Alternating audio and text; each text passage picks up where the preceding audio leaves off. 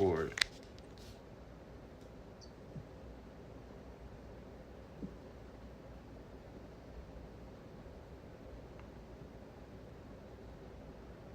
I'd like to be praised. I thank you, Lord God, for your help and Omega. I thank you that there is none like you. I thank you that nothing happens to my surprise, no matter what we face, and never happens to tomorrow. I thank you that you're always there with us. And Lord God, I ask that you would take control of this time together. You said whenever we're together in your name that you're in our midst. I ask you to take control, be in control, and decrease threats and increase. Take control of his words, Lord God. I ask you to Spirit live and breathe. We're talking about Jesus. Thank you for the Spirit voice. And I thank you, Lord God, for being with us.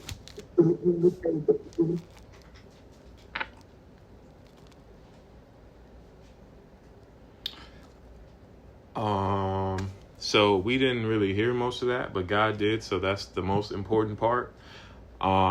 We heard bits and pieces. You don't have to do it again. Just want you to know. But let's get cracking. We are starting in Exodus 20, Exodus 22, and we're going all the way to 24.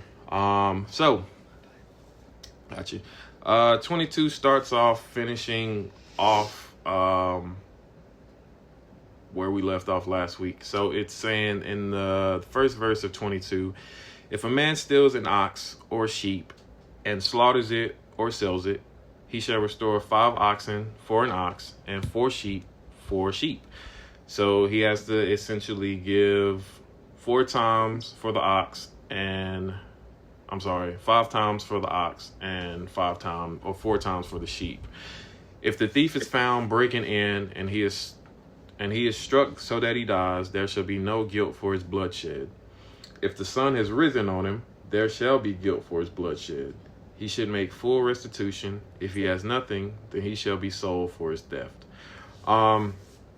So I had to look into that if the sun is risen on him, there should be guilt for his bloodshed. So we know that before that if someone steals something, it says if they steal an ox, sheep, slaughters it, sells it, restore. But it says if a thief is found breaking in and he is struck so that he dies, there should be no guilt for his bloodshed. And then it turns around and says if a sun is risen on him, there shall be guilt for his bloodshed. So the consensus on the study material that I was looking into is that at nighttime, when someone's breaking in, like you're not really too conscious of what's going on because you're woken out of your sleep and you're more concerned about protecting yourself because 9 times out of 10, you can't really see what's going on. The surrounding area of you is not very well viewed. So it's easier to kill someone at night, given the situation. But in the daytime, if somebody's breaking in, there's obviously people watching. There's situations lurking to where it's a lot easier to determine what the person's actually doing. And with the thou shall not kill in place, it gives you, like, instead of killing the person, you have a way to actually solve the issue without killing them. So if you kill him at night, there's no guilt for his bloodshed. But if you kill him during the day, there's obviously going to be penance for that, meaning someone has to pay for it. Verse 4, if the theft is certainly found alive in his hand, whether it is an ox or a donkey or sheep, he shall restore double. If a man causes a field or vineyard to be grazed and lets loose his animal, and it feeds in another man's field, he shall make restitution from the best of his own field and the best of his own vineyard. So this is the law that God is giving Moses to pass down to the children of Israel. So if you listen and you read it in its entirety, you see that it doesn't warrant it. God tells you not to steal in the 10 Commandments. Don't covet. But this is also like those situations, like if someone decides to do it anyway, these are the laws to abide by. So it's really like, all right, I'm telling you not to do it, but if you do it, like, this is the punishment for that. And if you look at the punishments, like, the punishments are so great that it's like you'd be better off just not doing it to begin with. You have to pay back 5 ox if you steal one. You have to pay back 4 sheep if you steal one. If you're stealing, that's 9 times out of 10 means you don't have it. So if you don't have it, you don't have it to replace it. So if you can't replace it, then you're going to be sold as a servant or a slave, or worse, if you steal it at night, potentially get killed. And it's just not very beneficial for them to be stealing and doing all these things anyway. And considering the fact that they are a couple months out of Egypt, they should remember the fact that, like, look, you didn't have much to begin with anyway. So if you made it with very little back then, what is the point of you actually stealing and taking things that aren't yours in a land that's not really ours anyway? Because they're still in the wilderness. They haven't made it to the promised land. They're still traveling along around the Mount Sinai and going forward. So and we have to remember that Jesus hasn't come to the earth yet. So there is no Holy Spirit amongst the people. God hasn't sent it yet. So it is just God, whoever God deems worthy of carrying that burden, and then the people under that person. So every situation we've had thus far, we've had Noah, Abraham, Isaac, Jacob, Joseph, now Moses. Somebody had to carry the burden to further along the people, because on earth, Jesus hadn't existed yet. So there has to be somebody to fill in that role that the people would listen to get them to the point where the bloodline perseveres enough to get to Jesus, so Jesus can eliminate all these past sins and also wipe away the future ones that people were going to commit. The rest of this is more or less about stealing. And it just basically says that there is this really bad, like, bad situations that happen for stealing. And it really is just giving them laws to keep them in check, to make sure that they don't end up like the people that they were just delivered from, the Egyptians. But it's also God separating them apart from the Jebusites, the Hittites, the Canaanites, and all these other people, because all these other people are they're worshiping other gods. And depending on how much you know about other gods and goddesses of foreign lands, a lot of them are based off of what can you do for me, and then I'll do something for you. So as far as like Anubis is the god of death. So killing people, being the ambassador of death. You got Hades, who is also the god of death, who resigned over souls. If you've ever seen the movie Hercules, you can kind of get an idea of what he did. So a lot of these gods and goddesses, God's trying to strip away from the mind of the people, because they were in Egypt for give or take 430 years as slaves, and they have to be redirected, redefined, essentially washed away. And if you look at these laws that God's given, starting with the 10 Commandments in chapter 20 all the way to the end of 22, there is more or less, you see like the selfishness of everything that God's trying to rip away from the people, especially the livestock, because livestock was kind of like their currency back then. If we remember with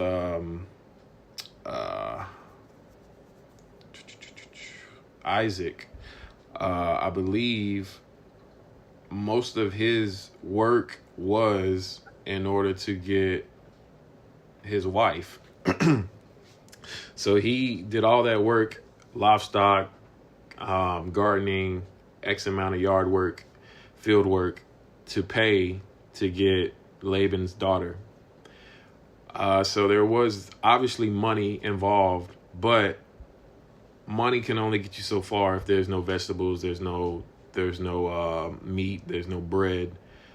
So the livestock is a type of currency for the people at this given time.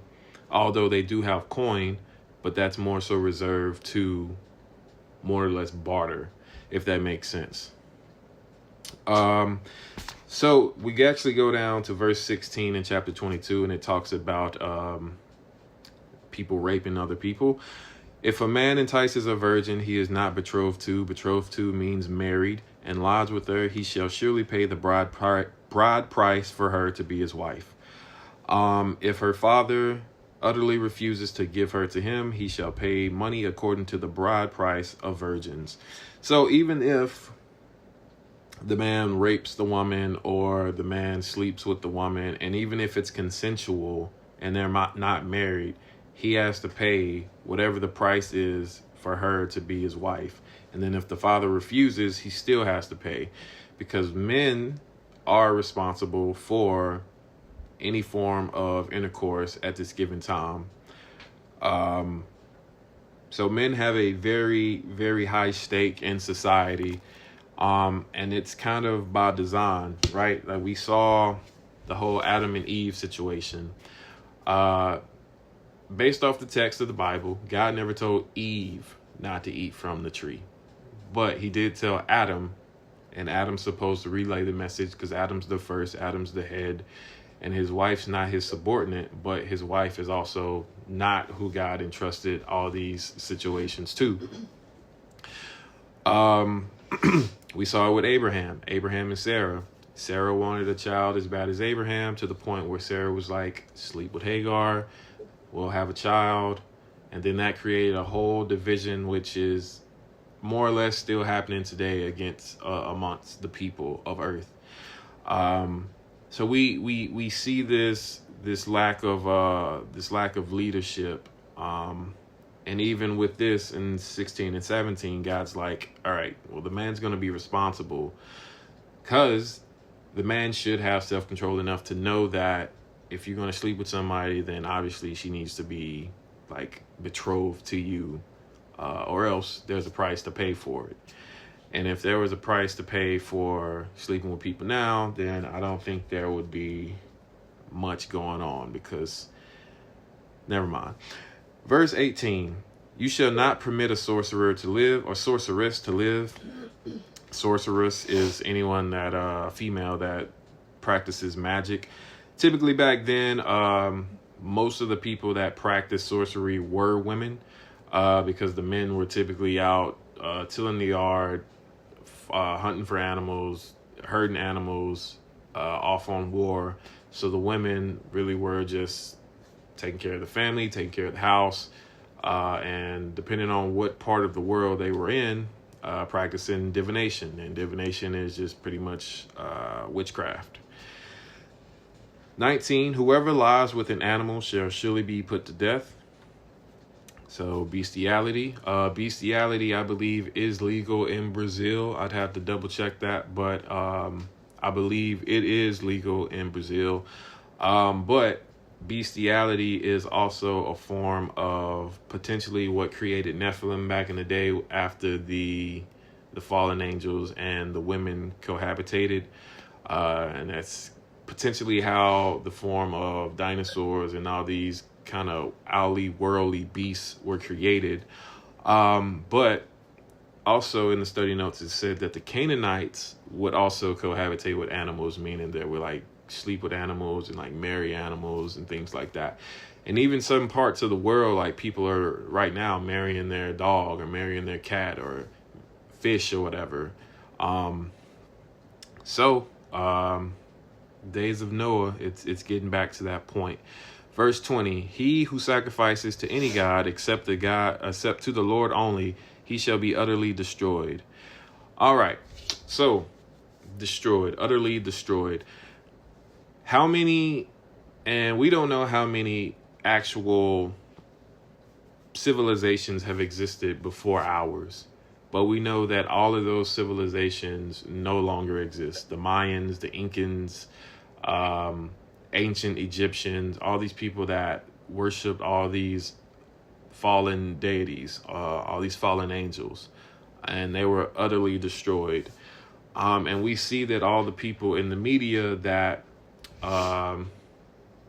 practice some form of what they want to call Christianity, but in reality, it's just like Satanism, witchcraft, voodoo, and just so many other things. Like you can look at Kanye West, for example, and how he started and how he is. And you can just see the utter destruction of his image and of who he's become as a person after his mom's died. And maybe he's always been like that, and fame and money just increase the potency of it. But you can see it. So you can see that this still rings true today. 21. You shall neither mistreat a stranger nor oppress him, for you were strangers in the land of Egypt. You shall not afflict any widow or fatherless child. If you afflict them in any way and they cry out to me at all, I will surely hear their cry, and my wrath will become hot, and I will kill you with the sword. Your wives shall be widows, and your children fatherless. So a lot of this is referencing to how men were killed overnight during warfare while they were asleep. So kill them with the sword. It's suggested to believe that God would allow their enemies to come in and kill them so that their families would also be fatherless or widows. So God's pretty much trying to separate his people from the rest of the people that are out there that are not his people. Because we don't necessarily have how twisted and wicked a lot of these people are, but just based off of these things that God's telling the children of Israel, the Israelites, not to do, we can see that it had to be pretty bad. And then it goes on to say, if you lend money, don't be like the money lenders and overcharge interest. If you take if your neighbor, give it back. 28, you shall not revile God nor curse a ruler of your people. So don't speak evil or about or against God or the people he puts in charge, which they were doing not too long ago when they were complaining that they should have just died in Egypt. It tells them not to delay offering the first of their produce. So essentially a tenth of what you get, like the first, so the first child, first fruit, first oxen, all those things. And 31, it says, and you shall be holy men to me. You shall not eat meat torn by beasts in the field. You shall throw it to the dogs. So essentially, don't eat roadkill. One, it's disgusting. Two, they don't have any form of way of cleaning it. And even if they did, it's all, you don't know what's been entangled in it. You don't know if maggots have been in it. You don't know if flies. You don't know what's been in it. So if that is upon you, throw it to the dogs. And then chapter 23, it continues with more laws. It says, you shall not circulate a false report. Do not put your hands with the wicked to be unrighteous. You shall not follow a crowd to do evil, nor shall you testify in a dispute so as to turn aside after many to pervert justice. You shall not show partiality to a poor man in his dispute. If you meet your enemy's ox or his donkey going astray, you shall surely bring it back to him. And then and then it goes on to say that if you see your donkey, see the donkey of one of your enemies or someone who hates you and they need your help, don't hold the help from them. So it's basically saying, don't hold grudges. Don't treat poor people better than you would treat rich people, and vice versa. Don't pervert justice. Don't do anything that's gonna make a situation worse. Keep yourself away from false matters. Do not kill innocent and righteous. For I will not justify the wicked. So God is basically saying, don't be evil. Don't treat people how you've been treated in the past, regardless of the situation. Even if they hate you and they need your help them anyway. And it even says that in the New Testament, do good to those who persecute you. So a lot of this stuff isn't new, but it's new to them because they were oppressed, they were beaten, they were given scraps. They had to build a whole civilization on their backs. But God is like, I get that. We've moved past that now. We're going to go forward, and going forward, God wants us to not be like the people that he delivered us from. Because if we are, then it just becomes this never-ending cycle. You hurt me, I hurt you. You hurt me, I hurt you. Nothing ever gets resolved, and that's going to eventually pass down to the children. The children are going to regurgitate it.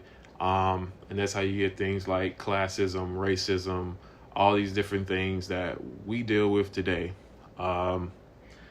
Frank's mother hated our grandmother, so we don't talk to that group of people. Vice versa. It's nothing new that we go through. It's just different times, different people, different location. And then from verse 10 to 19, God is telling Moses that 6 years after you sow your land and gather in its produce, but the 7th year you shall let it rest and lie fallow, that the poor of the people may eat, and what they leave the beasts of the field may eat. In like manner, you shall go with your vineyard and your olive grove. 6 days you shall do your work, and on the 7th day you shall rest, that your ox and your donkey may rest, and the son of your female servant and the stranger may be refreshed. So this is kind of like one, I guess, a similarity where God created the world in 6 days. On the 7th he rested. So God is just repeating the same process, but here it's with years. You get 6 years to sow your produce, and then on that 7th year, you just let the land rest. So everybody just gets a break. 3 times a year you shall feast to me in the year. You shall keep the feast of the unleavened bread. You shall eat unleavened bread 7 days, as I commanded you at the time appointed in the month of Abib. For in it you came out of Egypt. None shall appear before me empty. And the feast of the harvest, the first fruits of your labor, which you have sown in the field, and the feast of ingathering at the end of the year, when you have gathered in the fruits of your labor from the field, 3 times in the year, your male shall appear before the Lord God. You shall not offer blood of my sacrifice with leavened bread, nor shall the fat of my sacrifice remain until morning. So that is, I believe, referring to the Passover, where they had to eat the lamb and make sure that the bones weren't broken, and use the blood they used the blood then to mark the doors to make sure the angel of death didn't come in, and the destroyer, and kill the firstborn on that last plague. The first of the first fruits of your land you shall bring into the house of the Lord your God. You shall not boil a young goat in its mother's milk. So the study materials with the boiling in the mother's milk, there's not an actual factual situation on why they believe God said that, but their guess is because it's kind of perverse to boil something that you're killing in the same thing that was used to sustain its life. So it's kind of like a reverse killing, if you will. And also the pagans, I believe it was the Canaanites, they would do things such as boil animals in their mother's milk. And once again, God's trying to separate them from everyone else. And then God tells them in verse 20 of 23 that, behold, I send an angel before you to keep you in the way and to bring you into the place which I have prepared. Beware of him and obey his voice. Do not provoke him, for he will not pardon your transgressions, for my name is in him. So this is, God is telling them that, look, the angel I'm sending is from me, and he's going to be with you. He's going to lead you. But don't disobey him, because he's not going to be forgiving of your transgressions. He's there to do whatever I tell him to do, and anything besides that, if you don't do it, you're going to get killed. And at this point, like, the Israelites are already terrified of God because of the cloud of smoke that came down on Mount Sinai, and all the rumbling, the earthquakes, and all the things that God allowed to happen. So at this point, I would not imagine that they would go against the angel, but we do know these are the same people that complained that they were free. 23, for my angel will go before you and bring you into the Amorites, the Hittites, the Perizzites, the Canaanites, the Hivites, and the Jebusites, and I will cut them off. You shall not bow down to their God, nor serve them, nor do according to their works, but you shall utterly overthrow them and completely break down their sacred pillars. So you shall serve the Lord your God, and he will bless your bread and your water, and I will take sickness away from the midst of you. No one shall suffer miscarriage or be barren in your land. I will fulfill the number of your days. I will send my fear before you. I will cause confusion among all the people to whom you come, and will make all your enemies turn their backs to you. And I will send hornets before you, which shall drive out the Hivites, the Hivite and the Canaanite, the Hittite from before you.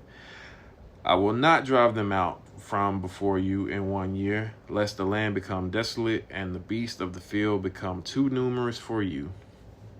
All right, so I'm going to come back to that verse. I will not drive them out from before you in 1 year, lest the land become desolate and the beasts of the field become numerous for you. I'm going to come back to that at the end, so just keep that in the back of your mind. Little by little, I will drive them out from you until you have increased and you inherit the land. And I will set your bounds from Red Sea to the sea, Philistia, and from the desert to the river. For I will deliver the inhabitants of the land into your hand, and you shall drive them out before you. You shall make no covenants with them, nor their gods. They shall not dwell in your land, lest they make you sin against me. For if you serve their gods, it will surely be a snare to you. So, if you serve their gods, it will surely be a snare to you. He's telling them, you shall make no covenants with them, nor with their gods. They shall not dwell in your land, lest they make you sin against me.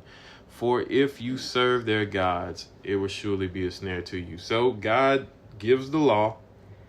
He gives you free will, which gives you the admittance to break it if you want. So he's telling you not to make a covenant, or he's telling them specifically, but us as well, not to make a covenant with them or their gods, not to let them in the land. Don't bow to their gods. Don't pray to their gods. For if you do that, it's going to be a snare for you. It's going to be a problem. You're going to be stuck with these issues.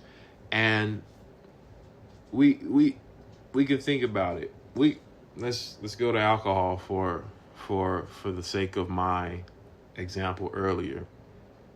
If I continued to go down this road drinking 2 cans a day, 2 cans may not be enough. It turns to 3. 3 eventually becomes not enough. It goes to 4. 4 eventually is a none. You get the point. I am giving in to this situation. It's not a deity, but this spirit within the alcohol, which is, if you ever look at a liquor store, it says wine and spirits, not wine and beer or anything else. It's always spirits. So I make a covenant with this alcohol to get me through whatever situation. I might not do it verbally, but contractually through the actions that I'm doing, legalistically, I'm making a contract with the alcohol. Get me through this situation. Make me forget this situation. Help me get my mind off this situation so I can enjoy myself at this party, enjoy myself during this downtime, enjoy myself with whatever I'm going through. And I'm not praying God to help me through the situation, because it's realistically, in my head, easier to go down the street, get a couple cans, and mellow out than to pray and say, God, I'm struggling with not having employment. I'm struggling with not feeling worthy enough. I'm struggling with feeling like I'm not holding up my end of the marriage. I'm struggling with not being present for people. And I'm making a covenant with the alcohol, which is going to make it harder for me to go to God and be like, whatever I just said, now I have to also add the alcohol. So God has to also wean me off the alcohol. Little by little, I will drive them out from you until you have increased and you inherit the land. So there's things in the land, things in our life that we either let in or are there based off of family situations, life situations, where we are, where we grow up, where we move to, and we either sucked in these situations, allow situations to happen, whatever. And they manifest, they grow, they get bigger, and they get out of control. And I want to go back to 29 and 30 of 23. I will not drive them out before you in 1 year, lest the land becomes desolate and the beasts of the field become too numerous for you. Little by little, I will drive them out from you until you have increased and you inherit the land. Now, I allowed the alcohol to start young, well, before I was legal, when I was in the military, and it manifested and it became a crutch. And instead of realizing it was a crutch, I just gave in to it. And of course, you're drinking, the people you're hanging out drinking, you go to these parties, they're drinking, everybody's sad, but nobody's really presenting the image that they're sad, because everybody's happy, everybody's loose off the juice, and nobody's being their true, genuine selves, because you're opening the door for whatever spirit that you're drinking on, Hennessy, tequila, malt liquor, twisted tea, whatever these things are, and you're giving room for all these spirits. And this is like getting drunk. This isn't just like casual drinking, because it does say eat, drink, and be merry. So this is to the point where you've given that control over. You're drunk, you're inebriated. You let these spirits in, and they not leaving once the party's over. No, sir. They gonna put up a tent, build a house, put the feet up, have a good time. And when you come face to face with something else that you're struggling with, they gonna knock on the door. Is it time to party? We ready? Are you ready? And then you end up going back, and this time you may try something else. You might dip off into drugs. And now the drugs come in, the drugs partying with the alcohol. They just in your mind like doing this, and you don't know it, but you just going about your daily routine, and you feel normal, but on the inside you got all these spirits with a disco ball just dancing, just waiting for you come across something you feel like you can't handle, knocking on the door, they open it, you let them back in, or at least you feel like you're letting them back in, but in reality, they've been there. They're just waiting on you to head back to the place that's going to lead them to invite more people in, invite more spirits in. So if God takes them out just drastically, and you haven't decided to give God all of who you are, all of these situations, where would you turn back to? You'd go right back to the alcohol, to the drugs. So when people ask, why did God allow 10 years of my life to be to drugs and alcohol? Well, of course he didn't want you to be on it. But if he takes it all away at one moment and you haven't solidified a relationship, what else do you know? You've been a slave to drugs and alcohol for 10 years. Your whole being of existing is leaning on the drugs and the alcohol when you have a hard time. It's not leaning on God. So let's say God does take it away. And you're just like this, just Roman zombie. You haven't increased. You're probably at the lowest of low. But in verse 30, it says, little by little, I will drive them out from before you until you have increased and you inherit the land. Now, this isn't talking about drugs and alcohol. This is talking about them taking the promised land. But the analogy is the same. If God wiped them out automatically, they don't know the laws of the land. They don't know the outlay of the land. They don't know what's there. They don't know the type of field, what type of vegetables can be grown there. They don't know anything about it. So if God takes all these Canaanites, Jebusites, and all these ites out of the land, they don't know what to do with it. They'll get it and they'll probably mess it up. And they haven't lost all of their ways of dealing with their trauma from Egypt, getting beat on, potentially worshiping all these Egyptian gods and goddesses. So they aren't ready. They haven't increased to the potential that they need to be. And if they haven't increased to the potential they need to be, they're just going to ruin the gift that God gives them. It's just like when you're riding a bike and you got those training wheels. Training wheels are trying to help you to get used to everything. And then you take the training wheels off and your mom and your dad's holding you. And all of a sudden, you're riding your bike and you think that they're holding you, but they've let you go and you're doing it on your own.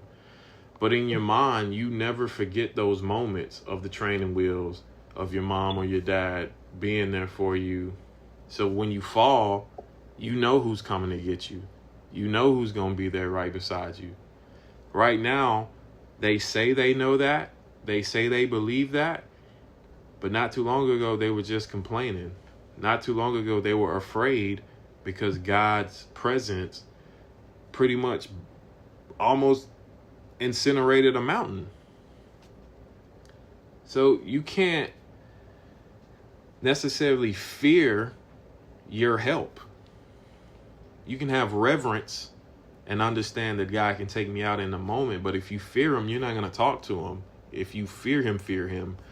But if you fear him with reverence, that's not the same as, all right, God's in the building, I got to leave because I'm not worthy. Fear and reverence, you know you're not worthy, but you know that God wants to have you in his presence, that he's allowed you to be there. Moses, for the most part, was the only one allowed to be in God's presence. And it's roughly estimated 2.3 million people that he's taking care of. God's taking care of them, but using Moses as the example. So just think about that. I mean, to be the only one allowed to see the full presence of God, in which God allowed Moses to see, and having to express how all that glory and magnificence felt, and you saw, and having to express that to people that have just been complaining and whining and etc. Last chapter 24.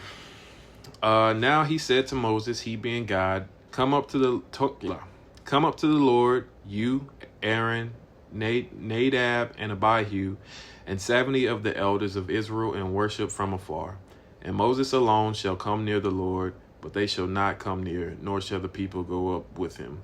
So they can worship from afar, but Moses gets the special privilege to actually be in the presence of God. So Moses came and told the people all the words of the Lord and the judgments, and all the people answered with one voice and said, all the words which the Lord has said, we will do. And Moses wrote all the words of the Lord, and he rose early in the morning and built an altar at the foot of the mountain and 12 pillars according to the 12 tribes of Israel. Now, I read this today. I read it earlier this week, but I was trying to refresh and prepare for today.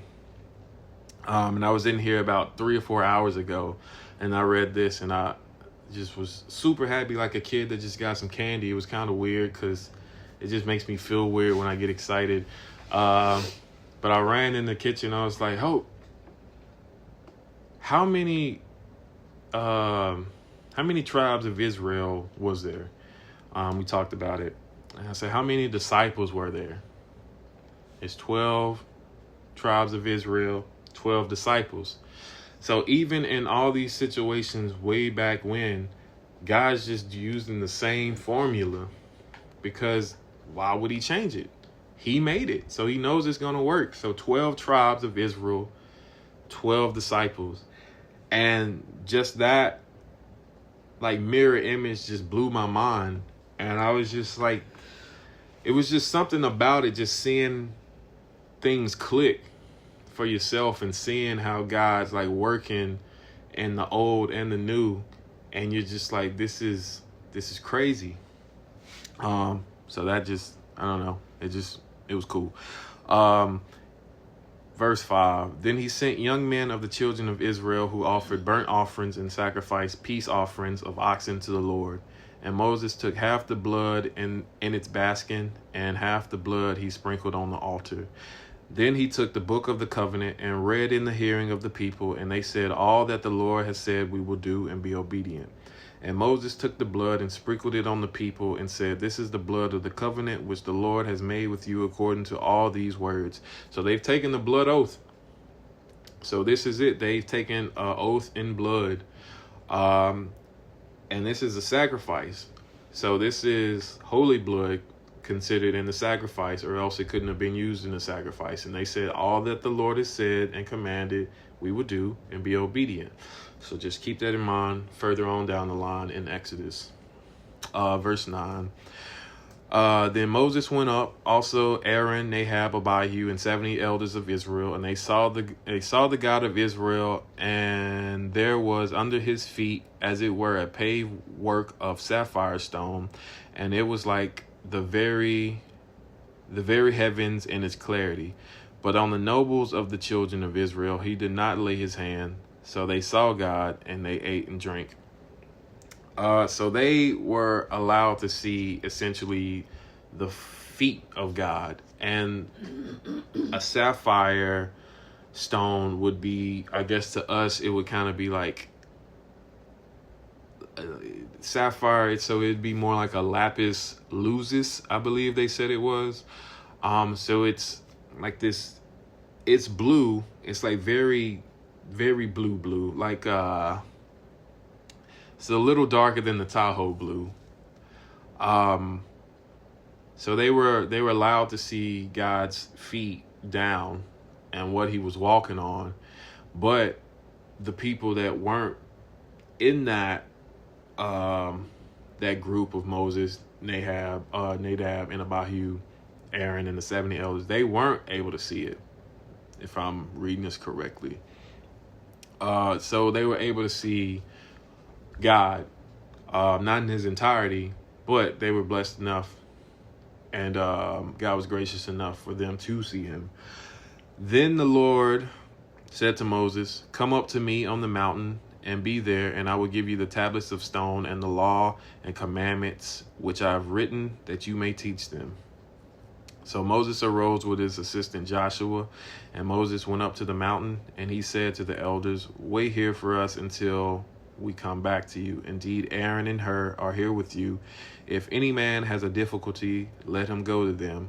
Then Moses went up into the mountain, and a cloud covered the mountain. Now the glory of the Lord rested on Mount Sinai, and the cloud covered it for 6 days. And on the seventh day he called to Moses out of the midst of the cloud. The sight of the glory of the Lord was like a consuming fire on the top of the mountain in the eyes of the children of Israel. So Moses went into the midst of the cloud and went up into the mountain, and Moses was on the mountain for 40 days and 40 nights. 40 days and 40 nights, just like the flood. So Moses is tasked with receiving handwritten stone tablets from God with all the laws and commandments that he has given the nation of Israel. And he tells his brother, or he tells the people, that his brother Aaron and Hur are there. So if there's any issues while he's gone, they can take it amongst them and they'll sort it out. And from their view, the children of Israel, it looked like the mountain was on fire, but that was just the glory of God. And that's just amazing. That is the end of 22 through 24. But there was one thing that I did want to mention, and this was the part that I didn't want to do. So in chapter, let me find it. I think it's 23, it might be 22.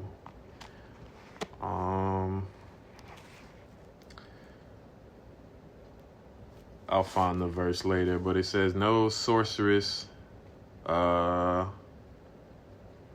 22:18, "You shall not permit a sorceress to live."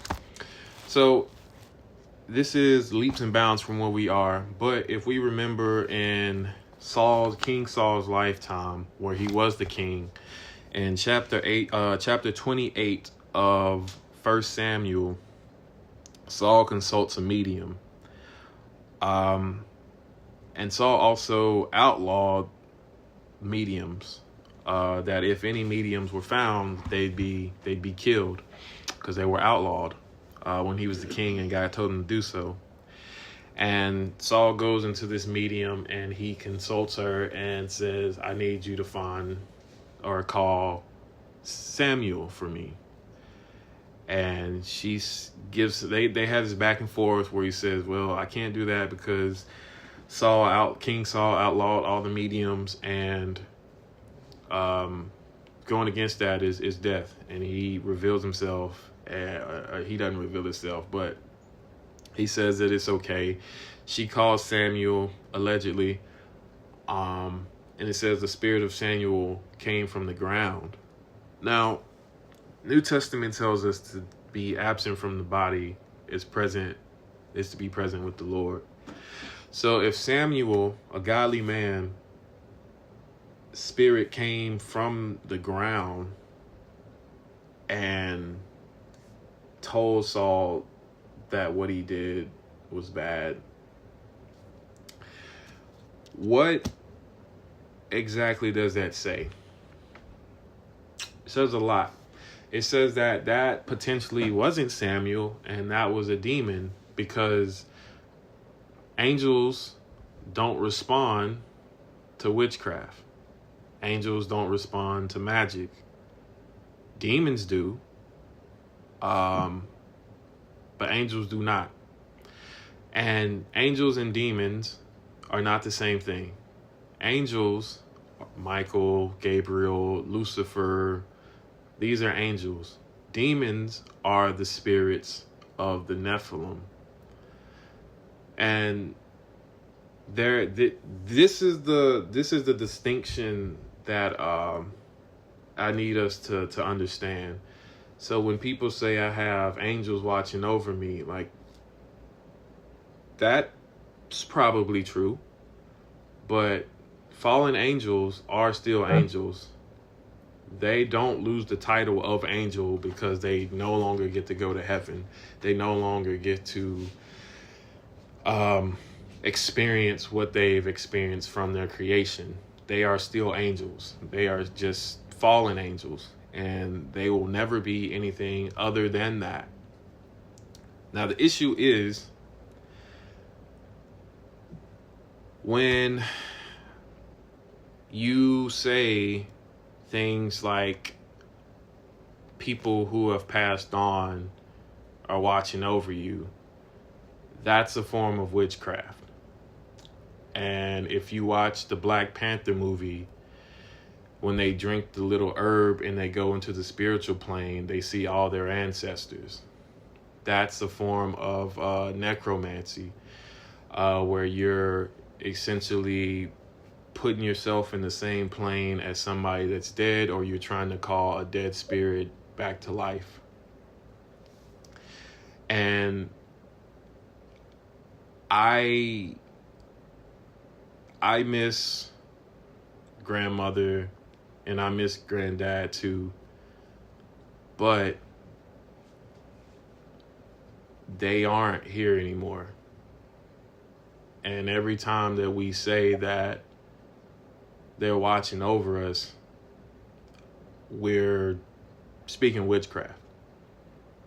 That's a form of witchcraft. And I just wanted you all to know, because I know that, I mean, we say it, and I don't want us to be involved in that form of medium, because if they are watching over us, that would mean that we're more important than God, and we're not. And the whole purpose of going to heaven is to praise and worship God. So all their attention is going to be solely focused on God. We're no longer in the equation. The only part of them that we have will be memories, videos, things that we've experienced with them. But as far as anything else after that, even if you see them like in a spiritual sense, it's not them. Because remember that angels, and the word that scholars use are corporeal. It means that they can be a physical sense or a spiritual sense. So it's nothing for an angel to appear as someone like that, but once they leave, they're no longer here. But demons have to have a physical embodiment. Angels do not. So it's just very important that that we know the difference, because a lot of people say, my angels are gathered all around me. We don't have that type of power. Like, the only power that we have, if you even want to call it a power, is free will. Everything else is granted to us. Everything else is allotted for us to use. And I got a message from a church that we visited, and it told us to have a blessed week. And I even talked to my mom about it. It was like, I asked her, I was like, how do you have a blessed week? Like, what constitutes as blessed now? Because people say I'm praying to God for my blessing. I'm praying to God for X, Y, and Z. But if we look at it, being able to move our fingers, blessing. Being able to breathe, blessing. Being able to walk, blessing. Being able to wake up, blessing. So if these are no longer considered blessings and they're just considered commodities, what is blessing? Is it the material things that we want to get? And it's so convoluted because there's so many people that are in positions of power, just like the Egyptians, just like the Canaanites, just like all these old people in the old, where it was things, power, control. This is what's considered blessings, and that's what's considered blessings now, because anybody that says otherwise, they're crazy, they're insane, all these other things. But all these pastors that are talking about, well, I'm going to get my blessing, I'm going to do this, God's going to bless me, and he's moving, he's wearing these nice suits and these nice clothes, he's got $500,000 house, $500,000 cars, planes, jets. What else can he be blessed with then? Like, if that's not blessings for him, what is? So if being able to walk, being able to move, being able to breathe, if we don't consider these blessings, how do we feel like we are in the conversation for anything to ask God for anything? And sometimes I wish that I could be like the Israelites sometimes and actually fear God, like fear him, like they were afraid. They told Moses that they didn't even want to talk to God, that they would talk to Moses and Moses could talk to God because they were that afraid of God. I don't ever want to get to a point where I feel like my importance is on par with what God should feel about me, because I am very minute and I'm very finite. When I die, if I die, the world's still going to move, the world's still going to turn. And there's going to be millions of people who never knew me, millions of people who didn't even care that I existed. But I have to answer for all of what I did, regardless of how those people felt about me, regardless of how I felt about myself, regardless of all of that. So I don't want us to be like the pagans of old. And I also don't want to hurt you all's feelings, but I just can't go another week without giving you all that information because it's important. And it's one of those things where it's like your soul's at stake. Like, even though you probably didn't know that prior to today, you're still going to get judged on it. But now that you know that, like, we have the chance to ask for forgiveness for saying those things, because they were idle words. And unfortunately, we live in a world where tithes and offerings are more important than people's souls. So a lot of this stuff we probably never even heard. And truthfully, had I not been drinking and going through all that situations in my youth, I wouldn't have ran into it either, because I was hanging out with people who were reading palms and witchcraft and all this stuff. So I got interested and started researching it. I never got involved with it. I remember where I was.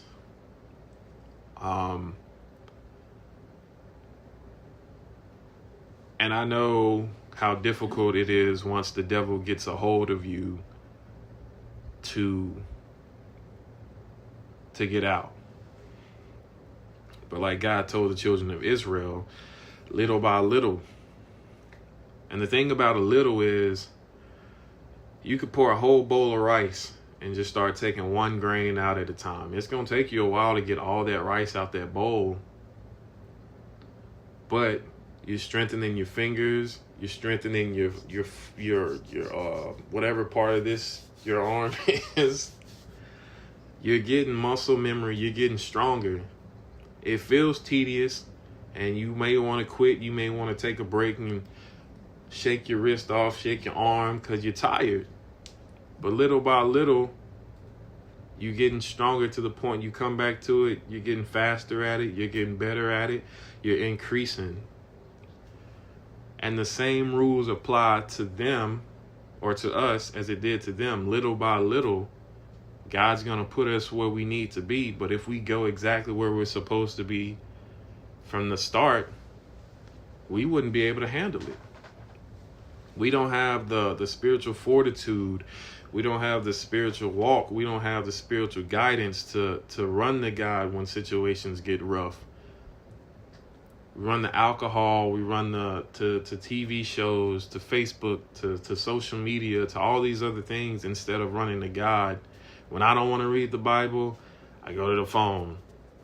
I go to my game. I go anywhere else other than the Bible. Pick up the Bible, I get sleepy. Some running from the increase. But if I don't run towards what's increasing me, I'm just going to keep devaluing myself. And I'm hurting myself more and more. And I'm just going to keep running into these people that are hurting. And I could be adding to their hurt, or I could be alleviating the hurt. And I just, regardless if we were family or not, want us to all be covered. Because life's hard regardless if we had family. Life is hard regardless if we believed in God. But we have family and we do believe in God. So we have somewhat of an advantage over the majority of the world. And I just don't want us to fall short of knowing that we are blessed. We might not be millionaires. We might not have mansions. But we have each other. You all had loving parents. I had a loving mom. You all have a bunch of siblings. And sometimes it may not feel like a blessing because you may get mad at each other. But if that person is no longer there,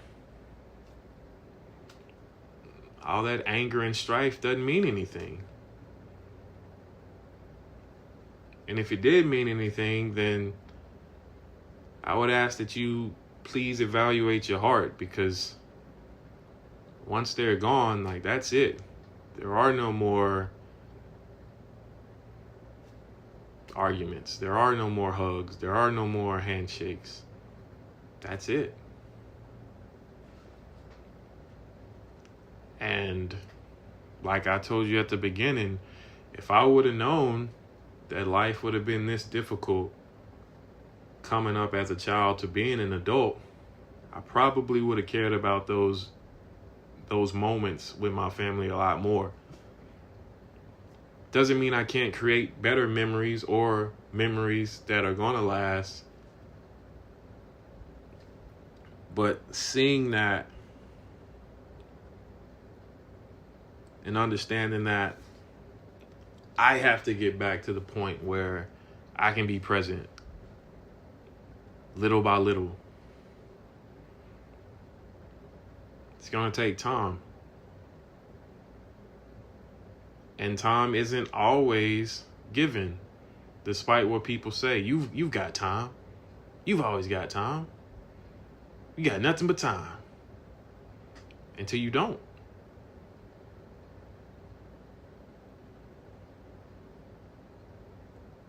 So just please be careful with the things that you say. Because everything we say, whether we know it or not, understand it or not, we have to answer for it. And there won't be anybody to blame for it. There won't be anybody to be angry at. It'll just be us standing before God, giving account.